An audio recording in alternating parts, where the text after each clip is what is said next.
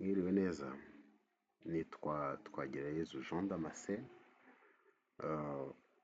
nkaba ndi umukristo ukunda gusoma ibyanditswe mu rwego rwo kurushaho kumenya, kubera yuko kuri twebwe abemera Kristo, twebwe abakristo, Bibiliya itubwira neza yuko nitumenya ukuri, uko kuri kuzatubatura, kandi umwana w'Imana yatubatura tukaba tubatuwe by'ukuri.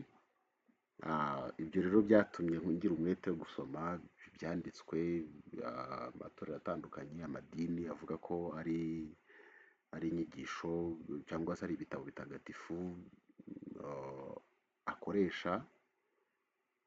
Byageze aho njya gusoma korowani, nsoma suna, nsoma ibisobanuro bya korowani kugira ngo ndusheho gusobanukirwa, kuko iyo urebye ku idini ya Isilamu ubundi ishingiye ku bintu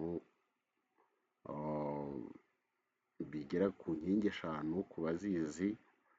Hanyuma by'umwihariko ibitabo bakoresha bikaba ari byo navuzeho: korowani, suna ikubiyemo amateka y'ubuzima bwa Muhamadi,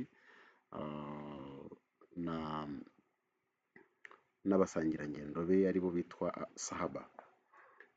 Hanyuma hakabaho n'ibisobanuro bya korowani aribyo bita tafsir, uretse ko suna, no muri suna harimo ibisobanuro byatanzwe na Muhamadi ku mirongo cyangwa se aya za korowani zitandukanye. Hanyuma muri ibyo nabashije gusoma, naje gusanga hari ibintu byinshi cyane birimo bitari ukuri bivugwa, nza kubona ko mu by'ukuri byo ubwabyo ari ngombwa kugira icyo bivugaho. Harimo n'ibishingiye ku nyigisho zitangwa n'abigisha bamwe na bamwe, bavuga uburyo Bibiliya irimo ibintu bitari ukuri, ariko mu by'ukuri aho gusanga korowani y'ubwayo, suna n'ibindi aribyo birimo ibinyoma byinshi, nk'uko muza kubibona. Kandi ubundi korowani y'ubwayo ivuga ko mu gihe wasangamo ukunyuranya kw'inyandiko zayo, ko cyaba ari ikimenyetso ko korowani ari igitabo kitavuye kuri Allah.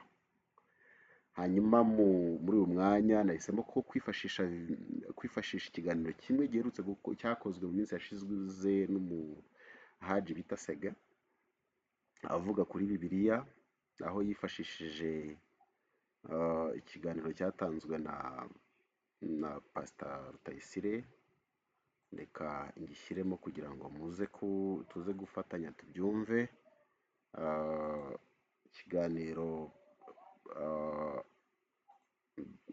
Pastor Antoine yavuzeho, hanyuma ndaza gukora komanteri nyuma yaho. Korani ndashimira umupasiteri yarabivuze mu minsi yashize, aravuga ndashimira abesilamu korani yabo. Pastor Antoine, ikintu kimbabaza, ntabwo ndumva abayisilamu bavuga ngo korowani igomba guhuzwa n'igihe tugezemo, ariko abateolojiye b'abakristo bafite PhDs muri teoloji barimo baraporopoza ngo Bibiliya nisubirwemo ihuzwe n'igihe. Kubera iki? Barashaka ko tuvanamo bya bindi bibangamira abo ngabo bikagira intege nke. Burya wari uzi ikintu kimwe, abayisilamu bariya mu gihe cya Antikristo tuzaba abavandimwe, kuko abantu ba mbere bazatotezwa ni abantu bose bizera Imana, kandi burya abayisilamu baturusha gukomera ku Mana cyane. Bazatotezwa kuko nabo bari mu bantu bazavuga ngo ya twebwe ntabwo turi gupfukamira umwana w'umuntu. Mu gihe cya Antikristo abayisilamu n'abakristo bazatotezwa kimwe.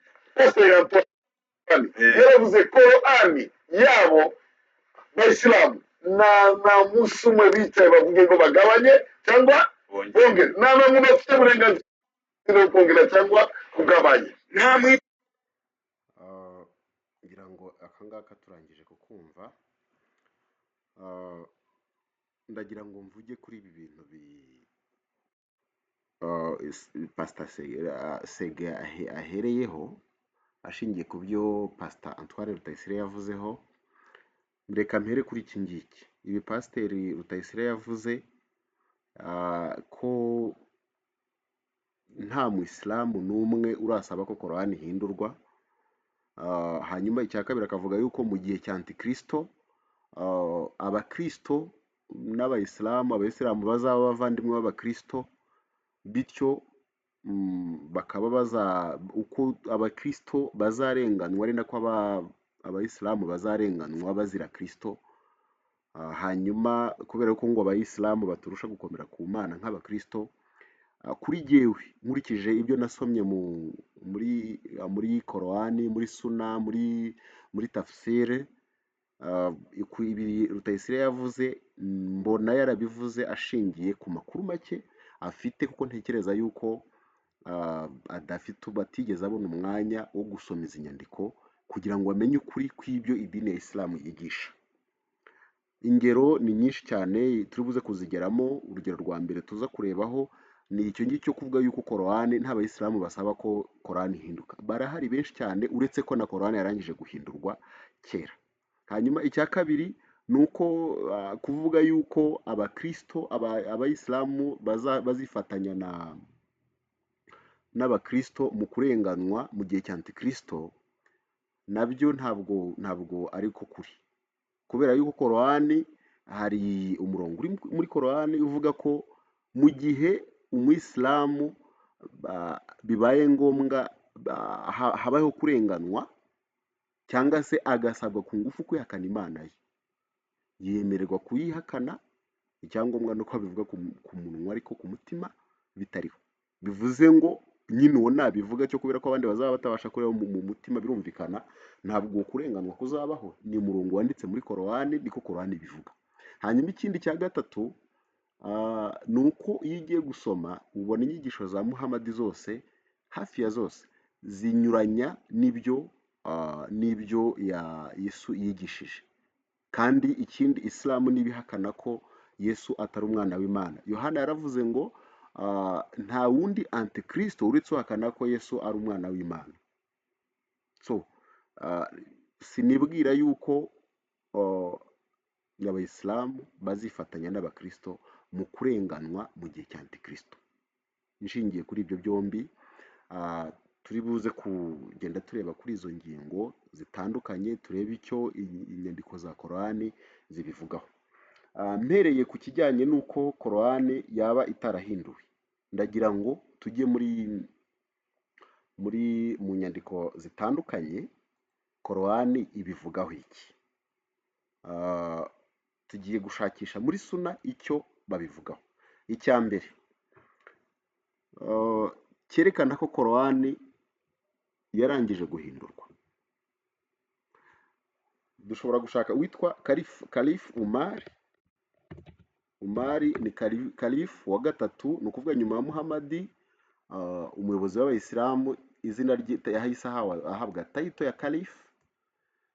Hanyuma uwa mbere yabanje kuba witwa Abubakar, uwa kabiri aza kuba Umari, uwa gatatu aza kuba Uthman. Muri aba bakalifeti rero, muri aba bakalifu,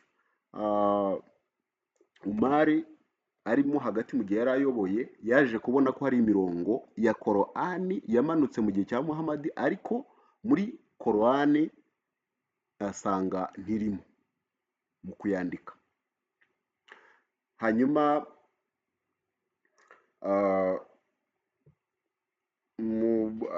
iyo mirongo ni iyi ngiyi tugiye kuyishaka. Hari imirongo yari ijyanye no guhana abafashwe basambana, bagahanwa batewe amabuye, ari nayo tugiye kurebaho muri uyu mwanya. Ndibwira ko iyi zoom nkoze iri buze gutuma muza kubibona. Ngibi ndangije kubisharinga. Ngira ngo nshobora kongera kuzuminga kugira ngo tuze kubasha kubibona neza. Okay.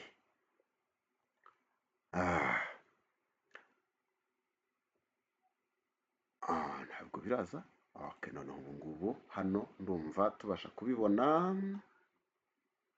Ibyo reka tubikorere ahangaha.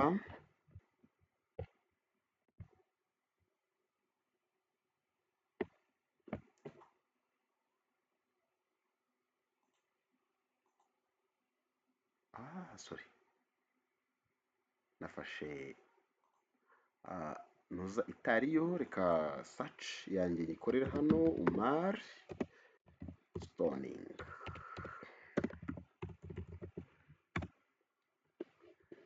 Hanyuma dukore zoom kugira ngo tubashe kubibona, tubashe kubisoma neza.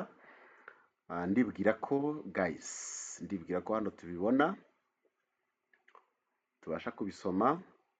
Hanyuma nimanuka turabona ahangaha, turabona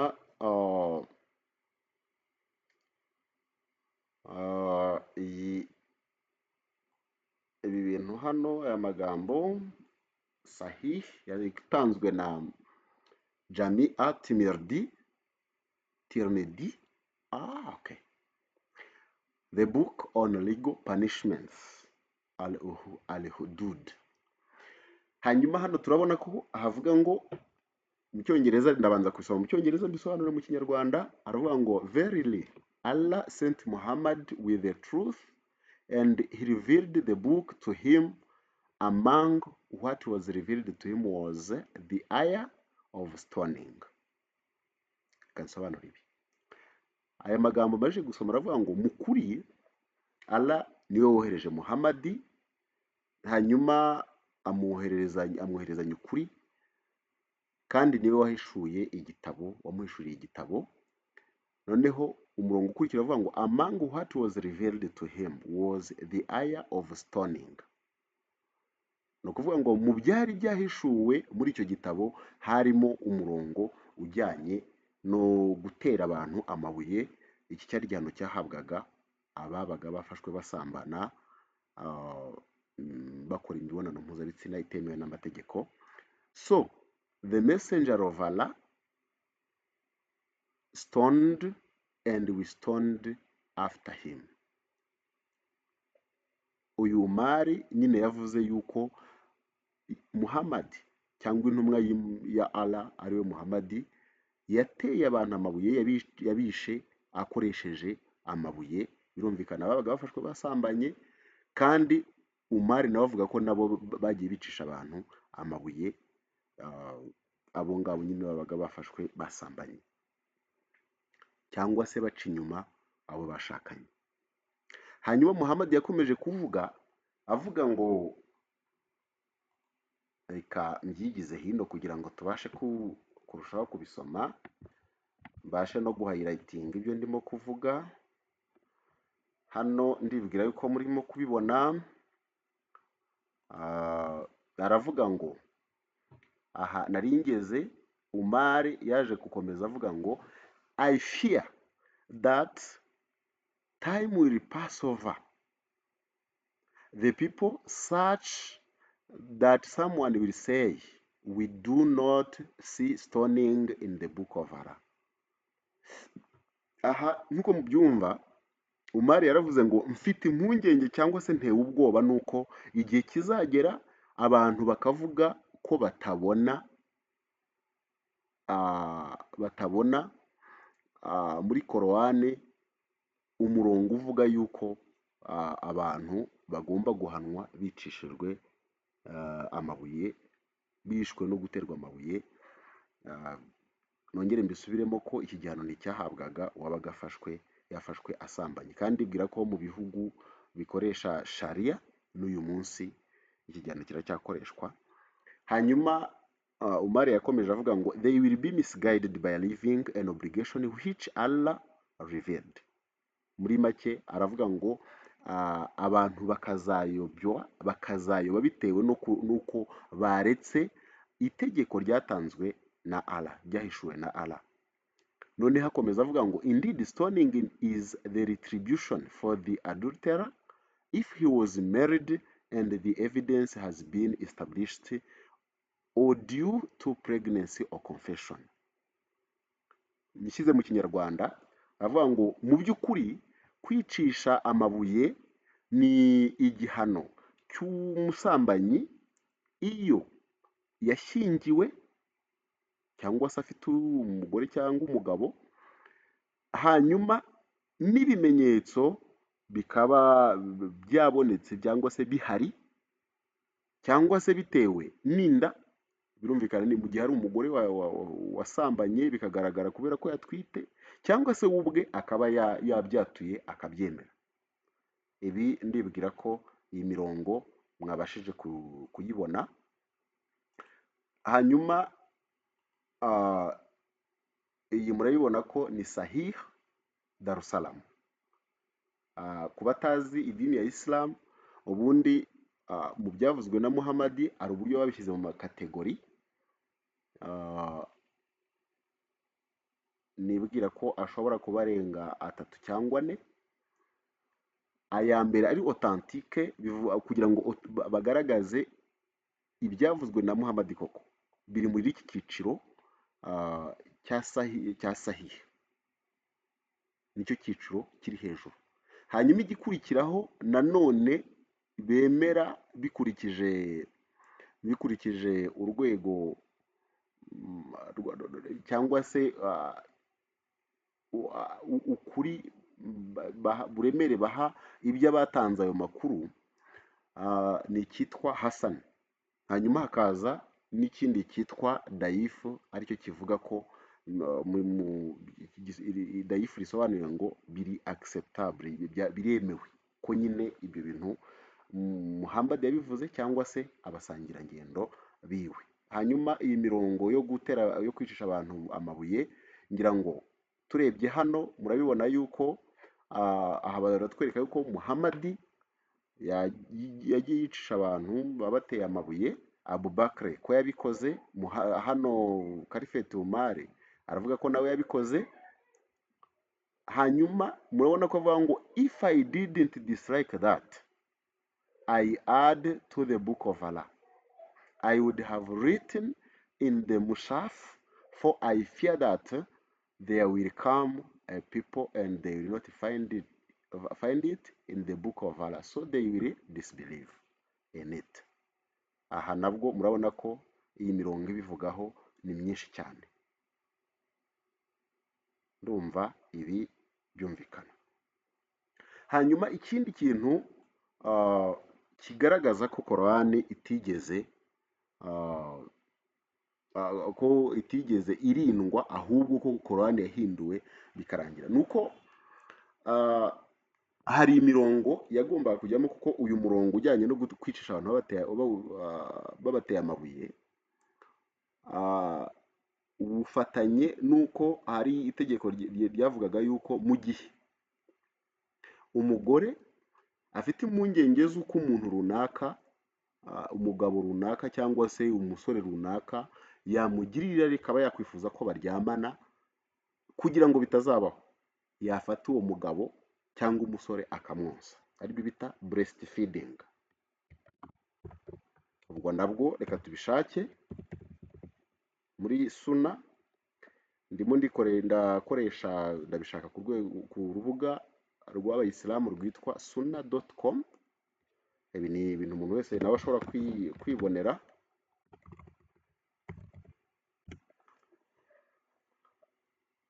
Okay, ibi nabyo kuri ya kategori nigeze kubabwiraho, murabona ko iyi ni Sahih Hassan Darussalam yo mu gitabo Sunan Ibn Majah 1944. Hano Aisha ariwe mugore wa Muhammad. Nibutsa yuko ku batabizi cyangwa se ababizi, uyu ni umugore Muhammad yashatse afite imyaka 54. Muhammad yari afite imyaka 54, mu gihe uyu Aisha yari umwana w'imyaka 6. Mu gihe bamaranye imyaka 3, Muhammad ategereje ko uyu mukobwa cyangwa se uyu mwana agera kuri age pubertaire, bakabona gukora imibonano mpuzabitsina. Bayikoze uyu mwana agize imyaka 9. Uyu rero akaba ari umwe mu bagore ba Muhammad bagerageje kuvuga ibintu byinshi cyane muri Suna cyangwa se ku mibereho ya Muhammad. Uyu Aisha rero yaravuze ngo imirongo yo gutera amabuye no konsa, breastfeeding an adult 10 times, konsa umugabo mukuru cyangwa se umuntu w'igitsina gabo ukuze akonswa inshuro 9 ngo warahishuwe. Hanyuma inyandiko rwariho yari munsi y'umusego we. Mu gihe bari mu gukurikirana, mu gihe intumwa ya Muhammad ya Allah yari yapfuye ariwe Muhammad, ngo bari mu gukurikirana ibijyanye n'urupfu rwe, hanyuma ihene irya urwo rupapuro rwari rwanditseho iyo mirongo. Ibi murabibona biri mu Cyongereza, reka mbisome mu Cyongereza ku bakizi. Haravuga ngo the verse, ariko reka mpere hejuru, haravuga ngo it was narrated that Aisha said the verse of stoning and of breastfeeding another 10 times was revealed, and the paper was with me under my pillow. When the messenger of Allah died, we were preoccupied with his death, and the 10 sheep came in and ate it. These verses were abrogated in recitation but not ruling. Other hadith established the number for posteriority to be 5. Bivuze ngo ibyo muri icyaje muri Korowani kuri biriya byo konsa byageze aho byakuwe ku nshuro 5 bigezwa kuri, byakuwe ku nshuro 10 bigezwa ku nshuro 5. Hanyuma murabona ko ibijyanye na breastfeeding hano nanone ari biriya byo konsa ngo abagabo cyangwa se abasore, kugira ngo umugore cyangwa umukobwa ubonkeje batazifuza kuryamana nawe. Aha murabibona ko iyi ni sahih, ni hadith sahih ibivugaho. Murabibona ko hano Aisha aravuga ko iyi mirongo yari yahishuwe muri Korowani, ariko uyu munsi ntayirimo. One of the things that Allah revealed in the Quran and then abrogated was that nothing makes marriage prohibited except 10 breastfeedings or 5 well-known breastfeeding. Ku Bayisilamu iyi mirongo murabizi neza ko igize gute itarimo. Murabibona ko iyi ni hadith sahih Darussalam. Dushobora gukomeza kureba ikindi kimenyetso kigaragaza ko Korowani itigeze iba preserved, ahubwo guhindurwa, yarangije guhindurwa. Urundi rugero ngiye kubaha rwa gatatu nuko mu gihe cyo kwandika Korowani, Muhammad yagiye Korowani itararangiza guhuzwa, inyandiko zazo zitarahuzwa.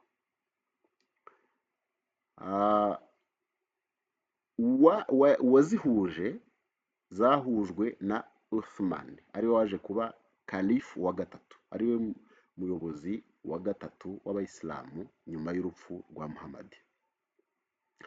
Uyu Uthman, inyandiko ziri originale z'umwimerere wa Korowani, arangije guhuza inyandiko, birumvikana ibyo bashaka babishyizemo, za nyandiko nyinshi yarazifashe arazitwika. Tugiye kureba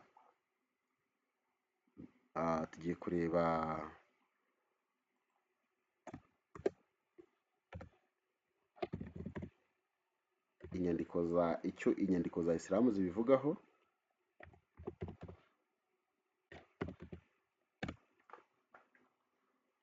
Okay.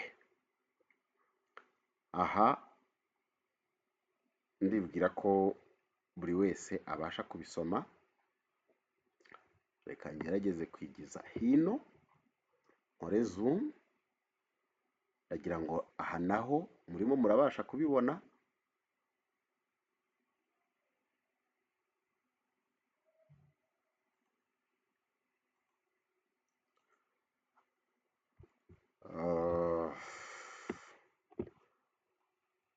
mu gitabo cyitwa Virtues of the Quran.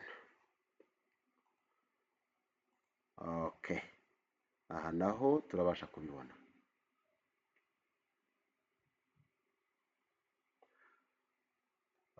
Nk'uko tubibona mo hano,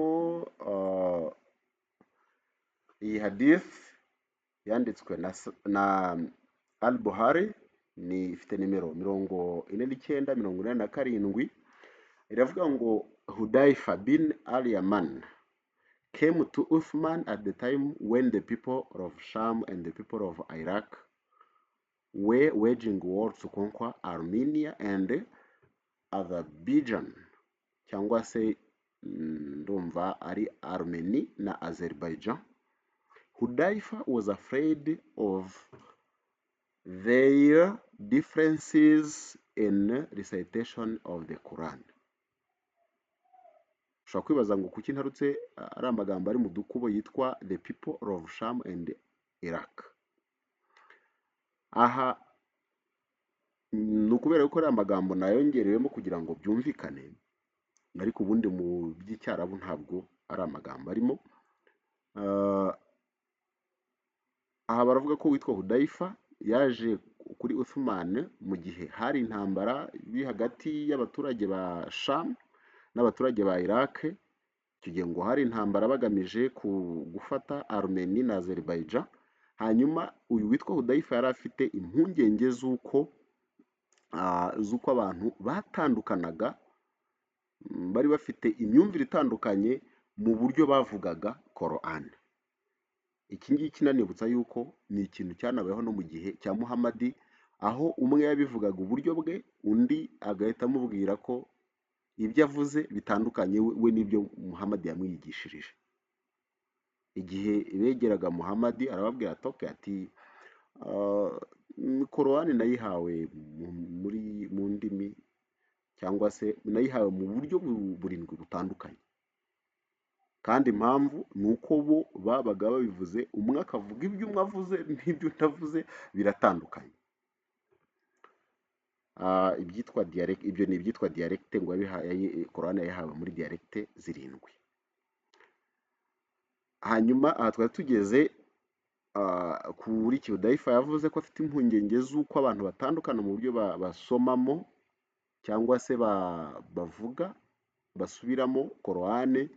Nuko ni kukubwira Uthman, aramubwira ngo umuyobozi w'abemeramana, tabara iki gihugu, save this nation before they differ about the book as Jews and Christians did before. Tabara iki gihugu mbere y'uko abantu batandukana ku bijyanye n'iki gitabo aricyo Quran, nk'uko abayahudi n'abakristo babikoze mbere. Hanyuma Uthman yohereza intumwa ku mugore wa Muhammad witwa Hafsa, abwira iyo ntumwa ngo genda ubwire Hafsa umubwire atwoherereze inyandiko zanditsweho Quran, ngo kugira ngo tubashe kuzihuza, to compile, so that we may compile the Quranic materials in perfect copies, tuzishyire mu buryo bwiza. Aha ndibutsa yuko kuba batabizi, ubundi Allah avuga ko ari we wakoze correction ya Quran. Muri Quran hari umurongo ubivugaho, ariko urabona ko byakozwe na Uthman. Hanyuma nabwo ngo akazishyira in perfect copies, mu makopi adafite inenge. Hanyuma nibarangiza za zindi za original akazigarurira Hafsa.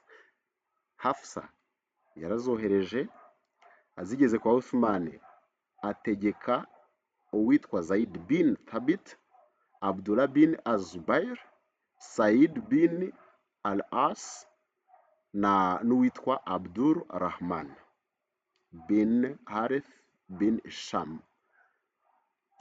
Uyu wa nyuma witwa Abdur Rahman ngira ngo murabizi ko hari n'igice cyangwa se sura yitwa Rahman ar-Rahman, ubundi ni izina Muhammad yabonye kubera ko amazina yose meza ngo yagombaga kuba ya Allah, ufite amazina 99 nk'ayo Muhammad afite nawe 99. Aba bantu yabategetse ko bandukura za nyandiko za mbere z'umwimerere wa Korani zanditswe mu gihe cya Muhammad.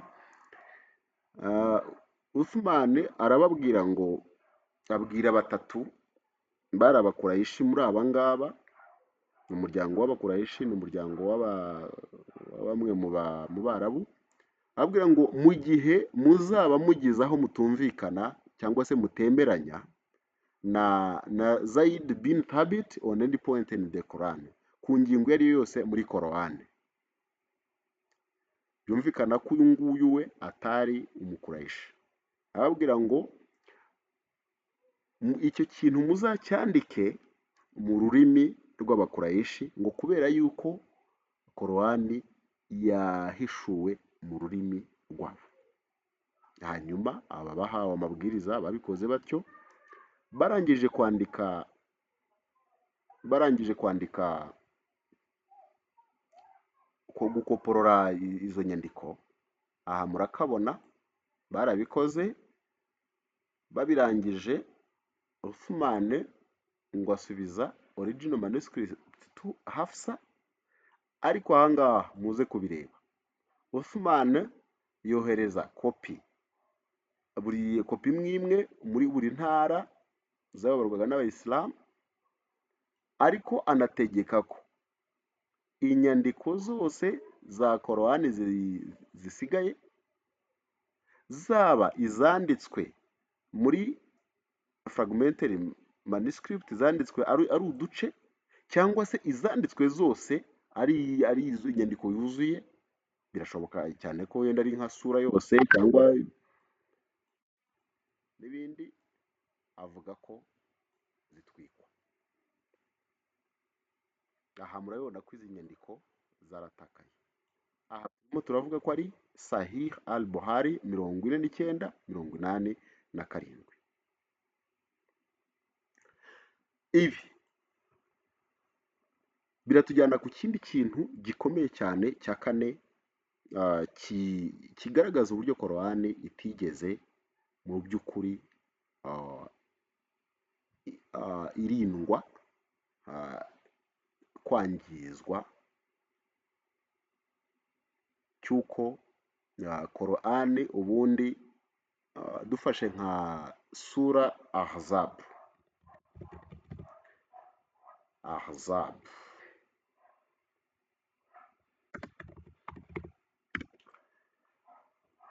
witwa Abdullah, niba nibuka neza,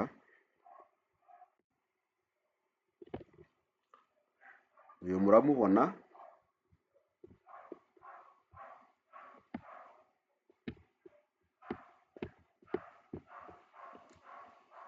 sura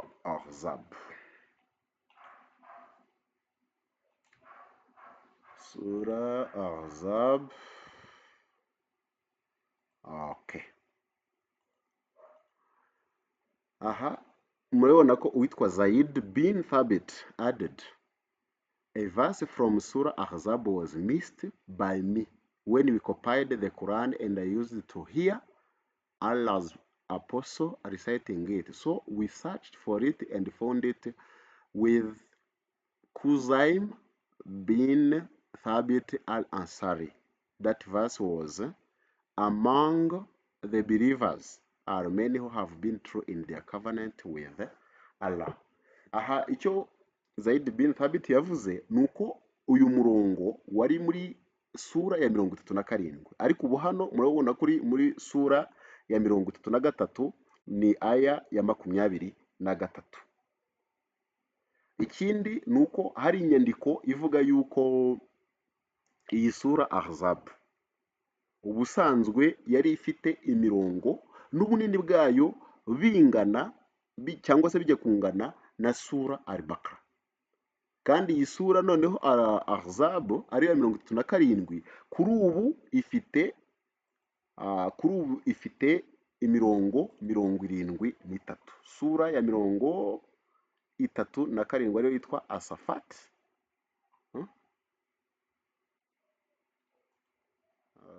Ahzab ni 33. Okay, 33 murayibona.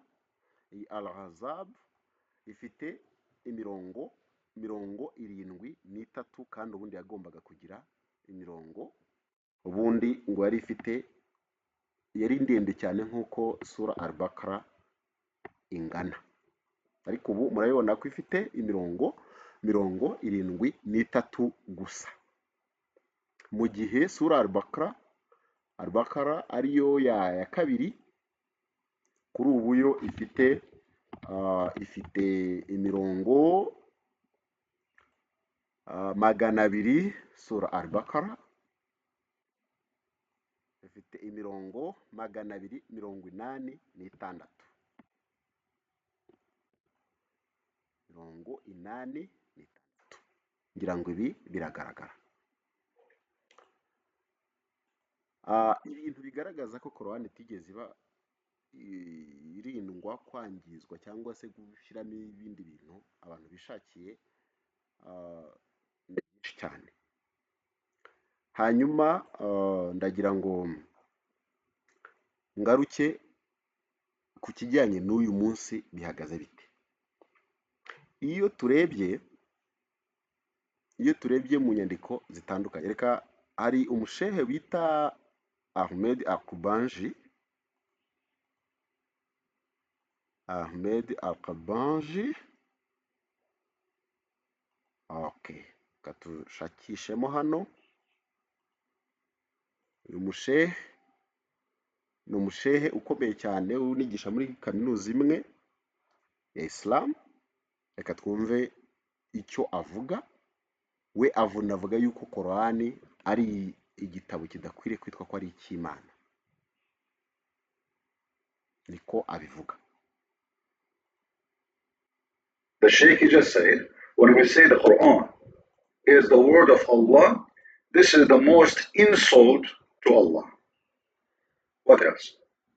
أريد أنزه الله والذات المقدسة عن أن ينسب له مثل هذا الكلام. We should never let a holy God be attached to such a stupid thing. That this is an insult. هذا كلام بشر. This is the words of a human being. مستحيل أن يكون فيه هذه اللخبطات. This is a human being words, and there's no way God will say such a thing messed up. البلاغية والعلمية. In the language and in science. يقولون أن أحمد القبانجي مثلا يطعن في الذات الإلهية. They say that Ahmed Qabanji, this is his name, he is insulting Allah. The fact, no. They are the one who insult أنا Allah. أقول أنتم تطعنون السلفيين وعلماء الإسلام، أنتم تطعنون في الذات المقدسة إذا نسبتم هذا إلى الله. You are the one who insult Allah, not me, by saying that the Quran is from Allah. النبي ما جاب حجة على أن هذا هو جبرائيل. لا. Muhammad, the Prophet Muhammad, supposedly is saying, he never brought any proof that the one who spoke to him is Jibreel. What is the proof? هو يعرف قبله، لا هو طلب جنسيته، جوازه، هويته، بطاقة تموينية، شيء حتى يعرفه. He never met him before. He never asked for a proof that he is Jibreel from God. He don't know anything about him. He don't even know. They did not ask him, do you have a passport? Do you have a proof? Anything. So how he knew that this is Jibreel? هو قال أنا جبرائيل صدقني. The guy, he said, I am Jibreel. Muhammad says, okay. احنا ما نصدق، احنا لازم نثبت. الله قال لك مباشرة خاطبك، راح ادز لك واحد اسمه جبرائيل، انت اخذ بكل كلامه. You know, if somebody told you that I am sent by God and my name is Jibreel, that's it, you take his words, you don't question. Okay, reka mpagarikire kuri aka ngaka muri iyi video. Reka nshaka kubwira aba Islam bagenzi bacu, ushobora kwibaza impamvu nta mu Islam uzi ngo izina Gabriel risobanuye iki, izina Injile bavuga ko ari ubutumwa bwahawe Yesu batazi icyo risobanura. ushobora kwibaza impamvu uvuga ko uvuga Ibrahimu cyangwa Aburahamu ukaba utazi icyo bisobanura. Ushobora kwibaza impamvu mu mazina abisirayeli bitaga imana yabo nta na rimwe rigaragara mu mazina ya Allah. Byumvikana ko nabyo ubwabyo kuvuga ko Allah ari imana imwe n'iyo abisirayeli basenga, bitubona ko harimo ikibazo gikomeye cyane atari ukuri. Ariko ibyo nabyo tuzabigarukaho mu gihe cyabyo. Icyo navugagaho rero gikomeye cyane cyari iki kijyanye no kuvuga yuko Korani abantu nta bayisilamu basaba ko ihinduka, ahubwo abahari banemera yuko na Korani ari igitabo cy'Imana, ko ntibinashoboka ko kiba igitabo cy'Imana. Uyu urugero ni uru rufatika, ariko hari n'izindi nyinshi umuntu yatanga, izindi ngero nyinshi umuntu ashobora gutanga. Hanyuma ikindi nigeze kuvugaho ni icy'uko hari Pastor Rutayisire yavuze ko abakristo bazarengananwa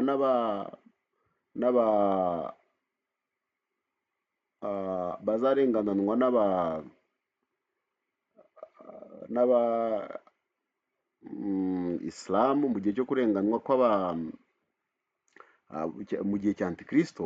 Nacyo iyo witegereje ubona ko atari ukuri, kubera ko nitujya kureba muri Korani, reka mbishyiremo muri Korani ni aya ya 15 sura ya 16 ngiyi hano, ariko reka tubishake mubibona kugira ngo hatagira umuntu uza gutekereza ko ari ibintu biduhimba. Sura ya 16 murayibona, ni yitwa An-Nahl. Hanyuma aya y'106,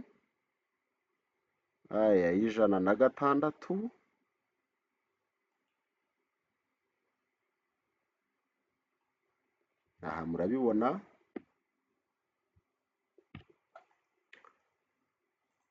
Aya y'106 iravuga iki? Iravuga ngo uwo ari we wese uhakana Allah nyuma y'uko yemeye, ibihano bikomeye biramutegereje, uretse wa wundi uzabihatirwa agahakana ku rurimi, ariko umutima we, urumva, agahakana ku rurimi ariko umutima we ugize ute? Umutima we wuje ukwemera, uwo nta cyaha bakoze. Ariko abugururira ibituza byabo ubuhakanyi, abo burakari bwa Allah buri kuri bo, kandi bazahanishwa ibihano bihambaye. Murabibona ko rero icyo Pastor Rutayisire yavuze yuko abisilamu bazarengananwa n'abakristo mu gihe cya Antikristo, ntabwo ari byo, kubera yuko hano abayisilamu bemewe kubeshya ko bihakanye Allah. Igihe cyose babihakanye ku munwa, ariko ku mitima yabo batabihakanye. Murabona ko hano iyi ni aya ibivuga neza cyane. Kubera iki ari ngombwa ko ibintu tubivugaho? Nuko iyo ugiye kureba twigisha nk'uko nabivuzeho, akenshi baratubeshya, hari ibintu byinshi batatubwira. Murabona ko nk'iki ngiki ntabwo nibwira ko Pastor Rutayisire ashobora kuba yarakiziho, bityo ibyo yavuze akaba yarabivuze kubera kutagira amakuru ahagije ku myemerere y'idini ya Islam. Hanyuma no ku bashehe ba Islam ushobora kubaha ingero z'ibintu bisobanurwa uko bitari bitandukanye n'ukuri. Urugero ni aya ya 59, aya ya 59 muri iki gitabo, muri sura ya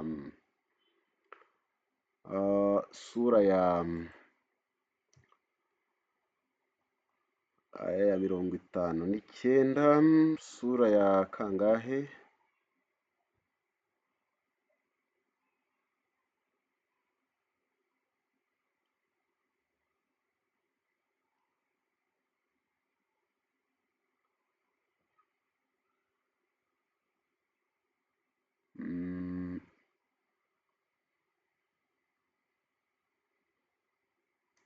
Ni sura ya 17, aya ya 59 iravuga ngo nta kindi kitubuza kohereza ibitangaza uretse kuba abo hambere barabisabye bakabihakana, nuko tukabarimbura, bityo n'abandi babihawe bakabihakana twabarimbura.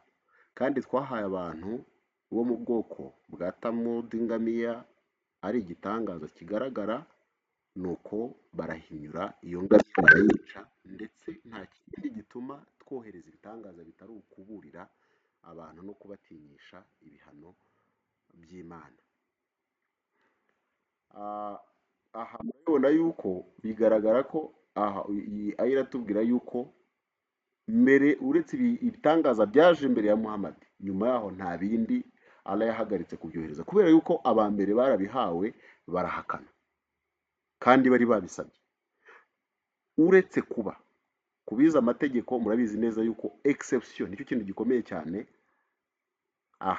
Nta kindi kitubuza kohereza ibitangaza uretse kuba bivuze ngo nyuma yuko ibyatanzwe abantu babihinye, nyuma yaho nta bindi bitangaza byigeze bihabwa. Muhammad nta bitangaza yigeze ahabwa. Ariko nitugera hano hasi, murabona mu Kinyarwanda basobanuye baravuga ngo ndetse nta kindi gituma twohereza ibitangaza bitari ukuburira abantu no kubatinyisha. Muri make ni nko kuvuga ngo ni nko kuvuga yuko hari ibindi bitangaza byaje, sibyo? Ndetse nta kindi gituma twohereza ibitangaza bitari ukuburira. Urumva byumvikana? Ni nkaho hari ibindi bitangaza byaje bitari ukuburira. Umuntu ashobora kubyumva byo. Mu gihe hano hasi ndidusoma mu Cyongereza haravuga iki? Haravuga ngo ntabwo twohereje ibitangaza cyangwa ibimenyetso uretse kuburira no gutera ubwoba cyangwa se gutinyisha abantu. Ndagira ngo mbabwire ko ibi bintu byose murimo kubona biri mu dukubo. Abahakanyi barabisabye, ibingibi nuko tukabarimbura, bityo n'abandi babihawe bakabihakana. Ibingibi mubona hano ngo iyo ngamiya barayica. Ibingibi hano aba bantu, ibi bintu byose ntabwo biri muri Korowani. Ibi ngo kubatinyisha ibihano by'Imana, ibi ntibiri muri Korowani, ni ibihimbano.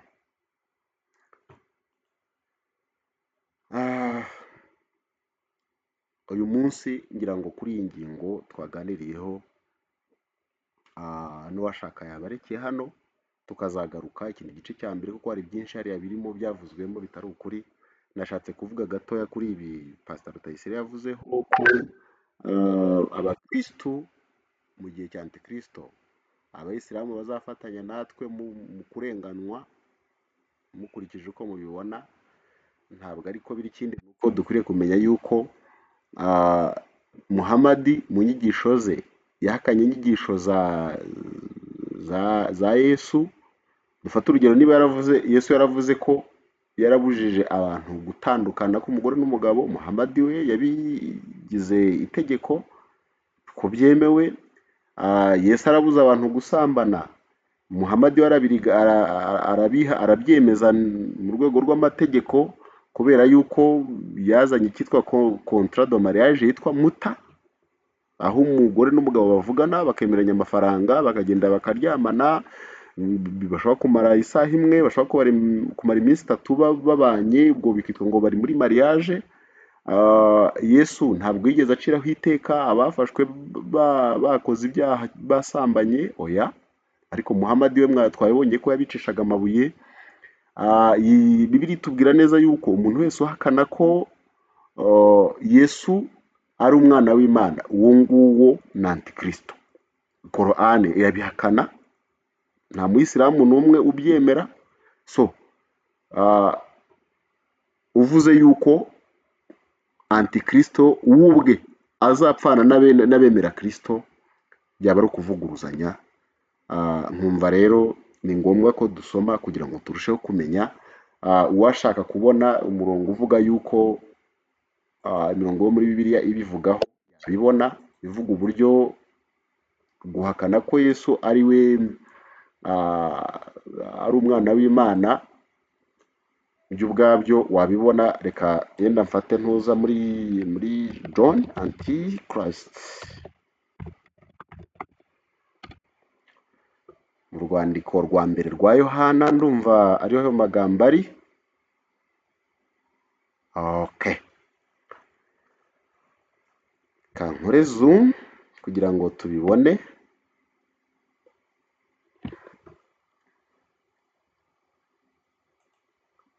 Ndibwira ko ibi bigaragara.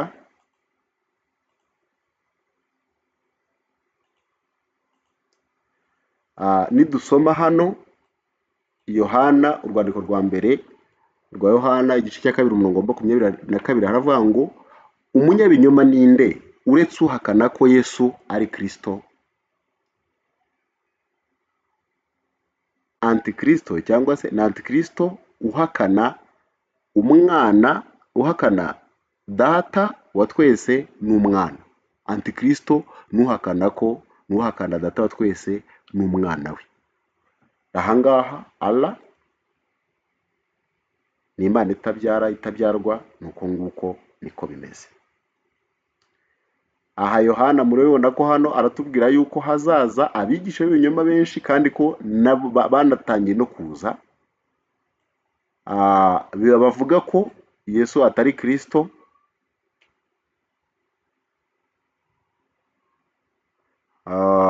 Ubivuga atyo akaba ari umunyabinyoma. Ndumva imirongo ibigaragaza ni myinshi cyane dushobora gusoma.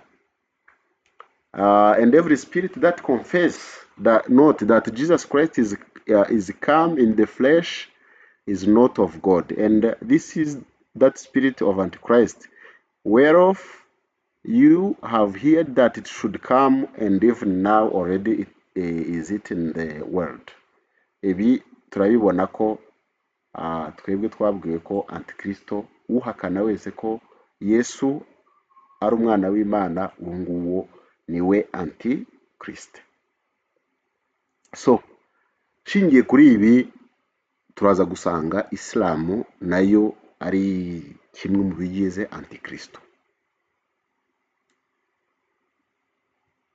Bityo nkavuga ko bidashoboka ko abayisilamu bazarenganywa hamwe n'abakristo mu gihe cya Antikristo, kuko ubwami ntabwo bushobora kwigabanyamo kabiri.